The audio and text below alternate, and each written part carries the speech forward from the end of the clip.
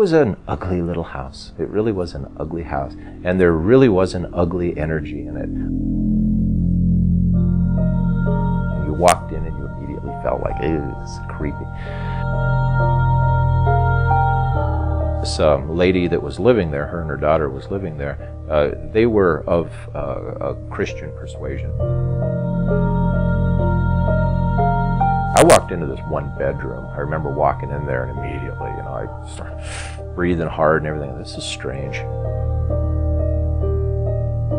I felt this hand on my chest. It's like, oh my God, kind of pushes me just a little bit.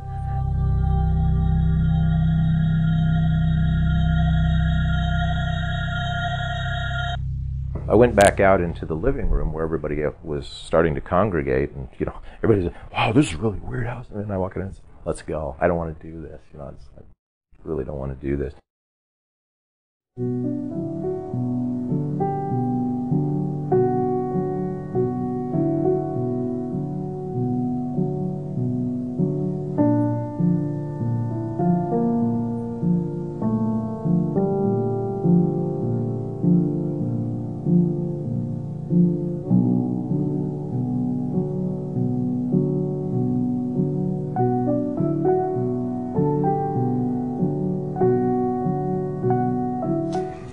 My best friend Kenny lived there. How long did you live here? 12 years. It's a pretty cool little neighborhood to grow up in, He just farmed the whole area for years and years. And his wife died, and he just died. Then they started developing it. The city took it over after he died. And I don't know, I think he's been here for a long time. He's just a part of him. So we wanted to stay here. Have never seen it. Wake up in the middle of the night and look out my kitchen window and hoping to find maybe him, but no, nothing. All of us kids were just running around in the lake like we always do. It was late, it was pretty late, but it was pretty foggy out, and we were running up the lake there, right over there on the shore. And all of a sudden we saw this blue haze just floating across there. It scared us all. We froze in our tracks. Yeah, it scared us all. We didn't know what to do. We just kind of followed it and called it a day. Went home and told our parents we saw a ghost. I began my work in ghost investigations back in 1973 when I had a first-hand experience in central Iowa. Somebody saw something, and that's very common in ghostly phenomena, haunts and what have you. Actually, in reality, seeing something is the least common. You'd be led to believe from motion pictures and stuff like that everybody sees ghosts. Well, you don't. It's very, very rare. Most people experience it through one of the other sensations, like smell, or they hear things, the creaking of the stairs and stuff like that. Water faucets turning on when there's, no plumbing hooked up or anything like that. In Alan's book, he has a number of tales that do have some merit. I mean, where if you go back and check them out, my personal favorite is the incident at 20th and Washington, for instance. Stories just keep getting better and better. The more you tell a tale, sometimes the better the story gets. So it is kind of important to go back and see if there's any credibility to the story in the first place. This particular one does have a story behind it. Back in December of 1921, the fellow who was living at the corner of 20th and Washington, not the southeast corner, by the way, it's the northwest corner. It's that great big 3-story mansion that's sitting on the corner that really decorates up for Christmas. You ought to check it out sometime. The family that lived there was named Barstow, and Adrian Barstow was the eldest son, the unmarried rich bachelor that everybody was interested in. And Adrian had quite a reputation with the ladies. He was very, very well received, a prominent young man, just exactly the way that Alan reported it in his book. The night of the incident, Adrian pulled into his driveway, and the driveway's still there. He pulled into there after midnight. It was like about 12:15, getting close to 12:30 in the morning. So he pulls into the driveway and he gets out. of the car. And according to eyewitnesses, because this was on a weekend, everybody was awake. I mean, people were in the Barstow house. His sisters were in there playing chess and everything. And so there were a lot of people that actually heard the conversation that took place. But there was an altercation that was between Adrian standing in his car and somebody in the bushes that are right next to the driveway. Those are still there too, you can still see them. Something like, "Hey, you come out of there," that sort of thing. And right after that, 2 gunshots rang out. One went through Adrian's head and one went through his heart. And either one of them would have killed him, but it did indeed kill him right on the spot. Well, if human beings produce life, produce energy of some sort, then we are probably exuding this energy all over the place. And why can't it be somehow stored in certain locations? Temple Theater, beautifully haunted theater. I absolutely love it. It's not haunted because of ghosts. It's haunted because there's so much energy that's been pumped into that place over the years. The very first time that I ever knew that there were ghosts in this theater was in the summer of 1974, and we were doing a production of Cohan is a Grand Old Name about George M. Cohan, and we were up in the costume shop. It was very late one night, about 3 or 3:30 in the morning. We had been working all night long, and all of a sudden over the monitor in the costume shop we heard the sound of tap dancing on stage here in Howell, and we looked at each other like, okay, we're hallucinating because we've been here too long.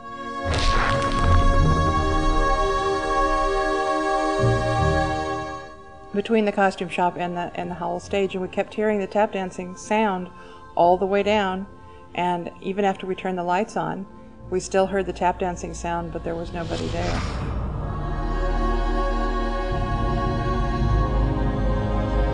We were doing a production of Dr. Faustus, and that's a story about where a man sells his soul to the devil in order to gain wealth and privilege. And one of our office assistants went upstairs to get something from me. I can't remember what I sent him up there for, but he started to turn the lights on, and all that would come on were the red, what we called hell lights.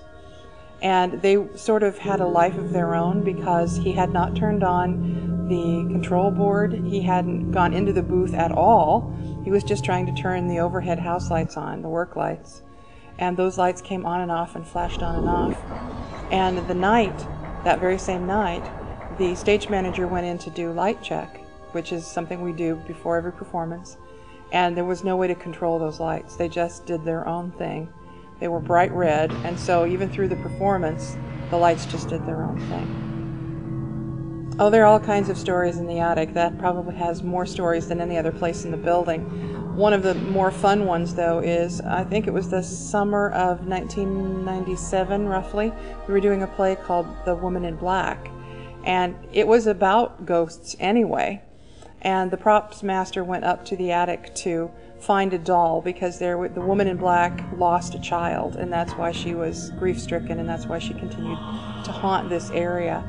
And there were several different dolls up there, and the props master decided that none of them were really right, and so he took all the heads off of all the bodies and was trying to put the right head on the right body for what he thought he needed for the show. And then he hit noon or roughly thereabouts, and he decided he wanted to go to lunch, and he took the key, locked everything up, shut the lights off, left the dolls with the bodies and the heads disjointed, and went to lunch. And everybody swears nobody went up there, but when he got back up there about 1 o'clock or so, about an hour after he left it, all of the heads and all of the bodies were back on the original forms. In other words, the original heads went back to the original bodies. And everybody swears they weren't up there, so it wasn't a practical joke.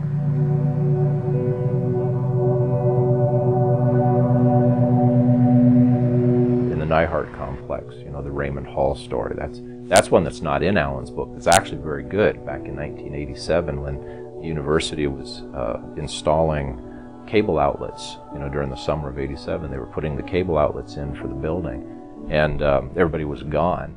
One of the cable installers was in the commons area up on, I think it was the second or third floor, I don't remember which one it is now, but he was doing the work in there, and he saw something out of the corner of his eye, and he turns his head to look, and there's a girl standing there looking at him.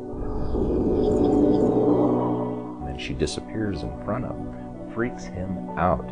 He puts the equipment down. He goes running out the hallways, you know, screaming, arms flaying and everything. And of course, everybody's, wow, what's the matter? What's the matter? He refused to go back to work. He was not going to go in there and everything. And I had always wondered what had happened to him. I was giving one of these talks one time, and I was talking to a Rotary group, and there was some guy in the audience that came up afterwards and he said, "You remember that story about them?" I said, yeah. And he said, "I was a supervisor on duty that day." I said, "That's exactly what happened." But in that particular case, you know, as the story goes, you know, there was stories of a girl that died back during the Second World War.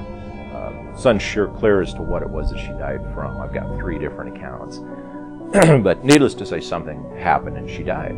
And they said that in her last days, you know, the one thing she liked to do was stand by the window and look out the window. And so people, after she had passed on and they would assign new students to go there, they'd say they'd wake up in the night and the curtains would be moving and they'd see the girl and it'd scare them and everything.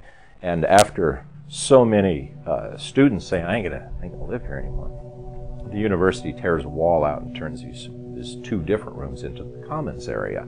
Well, the stuff's still reported. I mean, still people talk about it. I did hear the story that there was an individual from the cable company that would not return. So, but this was the window here that we had that was open on me, and then the building was empty, and I went down the end of the hall and came back, and the window was open again, and that's where I asked our spiritual friend just to leave the window closed.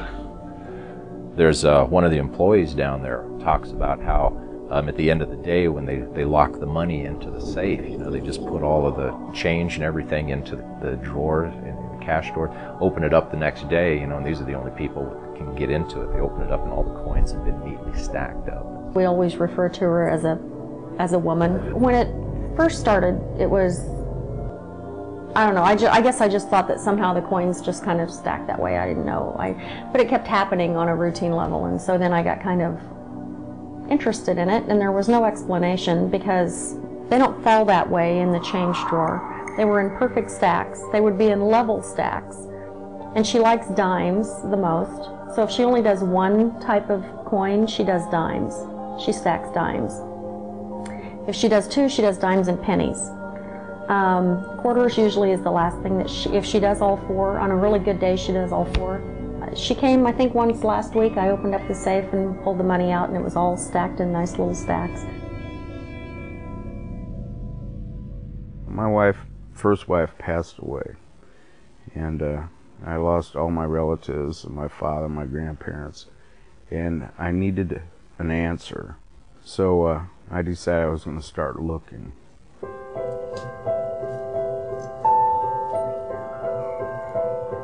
I'd come up here every night and I'd feed them and water them and take care of the dogs and everything else. And I'd be getting in my truck to leave just before sundown, and a woman would say, "David, don't go." And I'd look around and there's nobody there. I'd get my truck and get the hell out. For me, the most accurate gauge I use is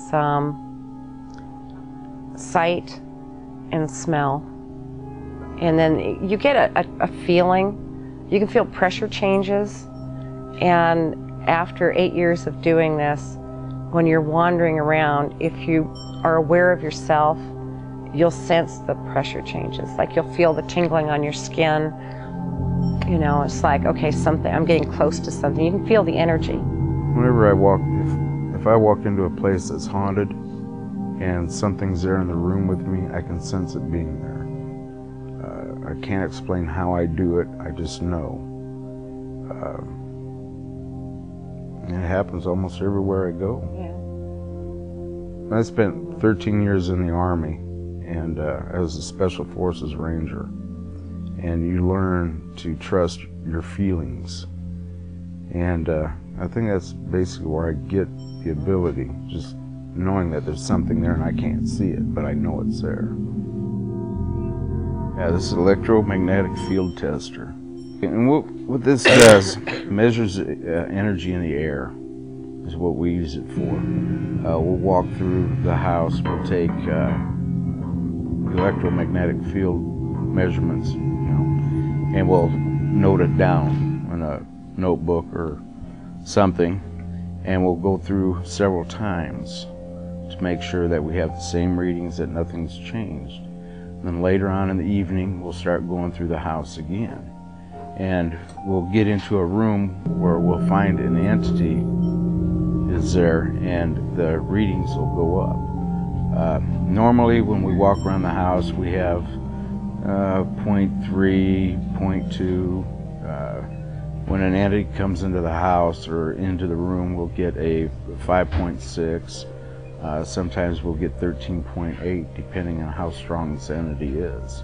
This is our digital camera. It's no big deal. It comes with one of them 3-inch CDs, and we record everything on there. And when we get something that's worth keeping, we'll use the same disc at that location. You know, just keep it all documented on that one CD.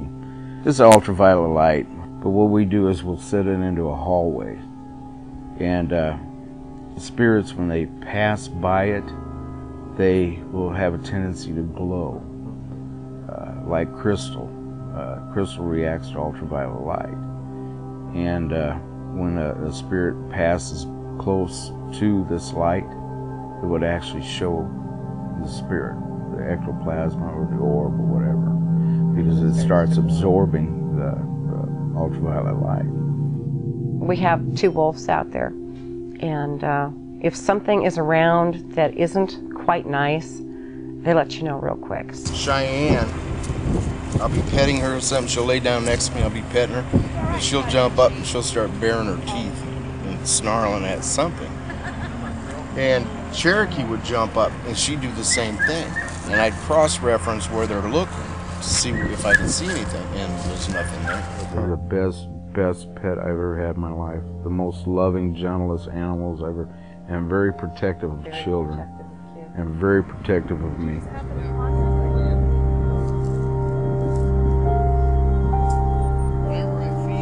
And every case is totally different. We had one in a trailer. The previous person that lived in the trailer died in it, drowned in the bathtub. And their daughter kept seeing a man in the tub. So we went out there and we got footage and we got interviews and figured out that the man in the tub was there because he wanted to do something, okay? That's why he kept showing himself to the little girl and bothering the parent. They kept seeing the shadow walking through the house. After about 3 weeks, she had, in her dreams, communicated that he did not kill himself. It had been ruled a suicide. He was overdosed on medicine. Well, he came home one night, took his medication, and before he went to bed, he took a shower or a bath. Yeah. And he took his medication again Because he forgot he took it, and he ended up drowning in the bathtub. Well, push come to shove, after all this time of checking his house and everything else, we ended up getting hold of the man's daughter, and we explained to her. She came to the trailer, and we explained to her that her father did not commit suicide. It was an accident. We explained to her how the accident occurred. And after we explained to her and everything else, and she told her dad, I understand, you know, it's all right, you know, you can go. And he left.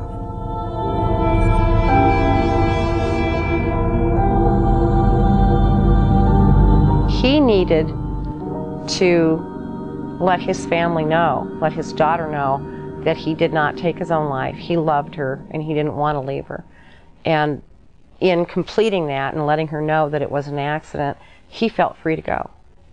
You know, but up until that point, he was grounded. He had to find a way to get that information to her, and he finally found a way to do it through this family.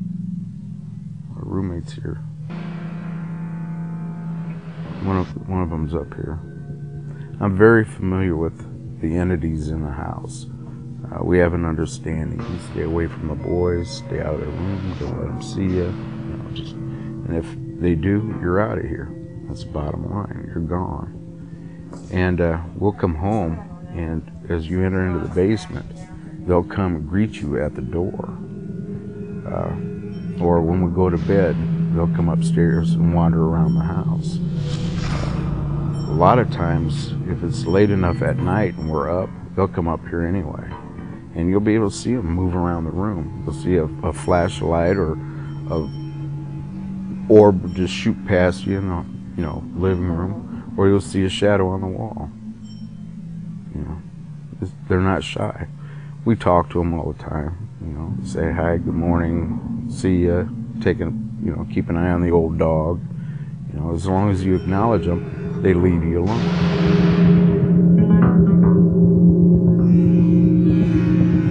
There are many, many explanations as to what ghosts even are and everything, and everybody has their own ideas, their own concepts.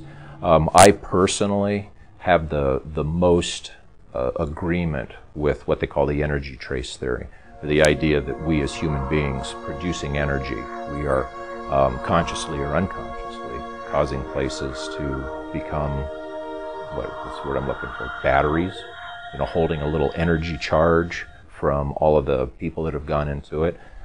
Places like even Memorial Stadium, on any football Saturday, there's tens of thousands of people in there, and they're all very highly charged. Everybody's pretty pumped up when these games are played. And that area that the stadium itself is probably holding on to some of that energy. I mean, it's going somewhere. People like to be scared. They like to be scared in a controlled environment, like one of these scream in the dark haunted house things. They want to do this, but they want it in moderation. And once a year is fine around Halloween. I've been working in haunted houses since I was probably about 9, 10 years old.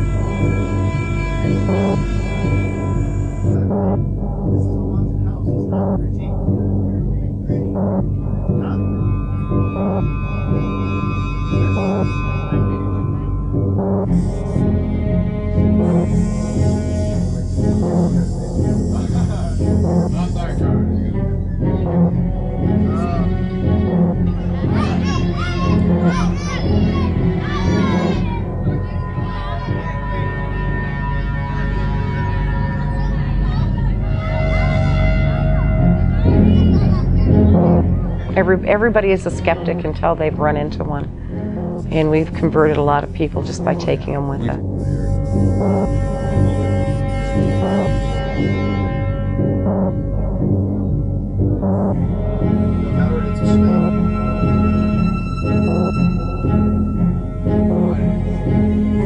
This is the best part about becoming the clown. Yeah, the front area. Just because it's haunted doesn't mean that it has to be a bad thing. That's Hollywood.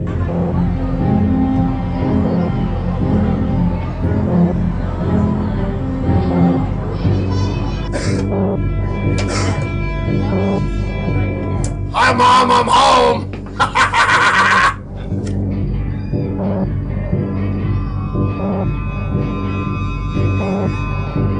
Most people that have ghostly encounters are amazed at how not scary it is. Oh, ah!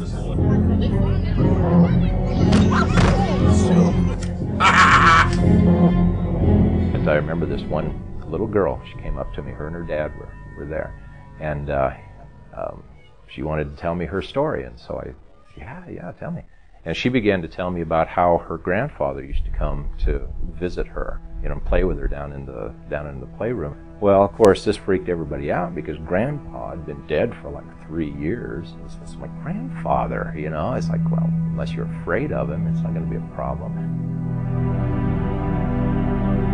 Personally, I think that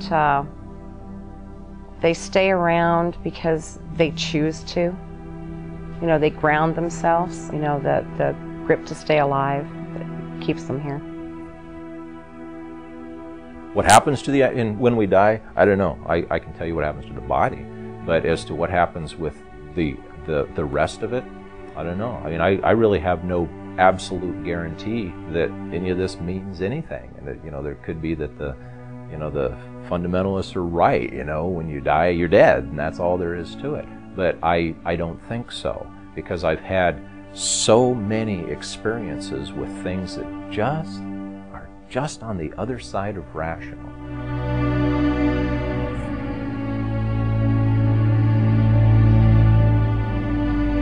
I think a lot of it, people kind of read into things, but there is times, like say, when you go around and you'll feel that there's something beside yourself here. That energy continues to stay in the space for quite a long time. I'm not real deep into that kind of thing, but I guess I don't have any other explanation for it, and so I just kind of assume that's what it is, and it doesn't bother me.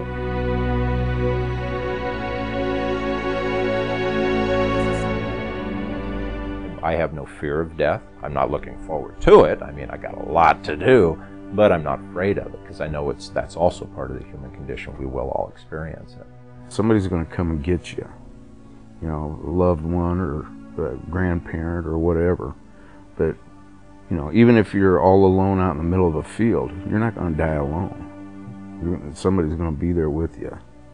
It's just a short period of time, considering that you have the rest of eternity.